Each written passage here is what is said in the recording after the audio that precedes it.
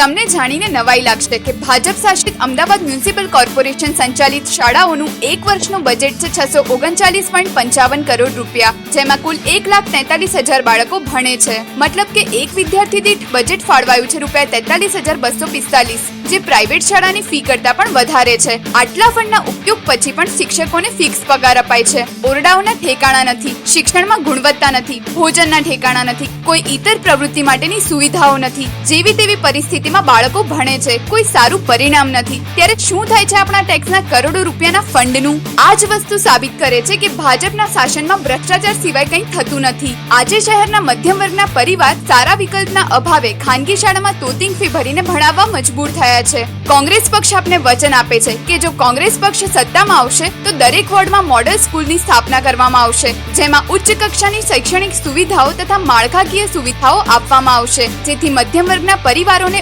ઓછા ખર્ચે સારા શિક્ષણનો વિકલ્પ મળી રહેશે. અને કોંગ્રેસ પક્ષ આપને વચન આપે છે કે મ્યુનિસિપલ શાળાઓના વહીવટમાં થતો ભ્રષ્ટાચાર ખતમ કરી નાખવામાં આવશે. તેનો લાભ અમદાવાદના દરેક નાગરિકને આપવામાં આવશે. માત્ર જાહેરાતોનું નહીં, જાહેર હિતનું શાસન આપશે કોંગ્રેસ.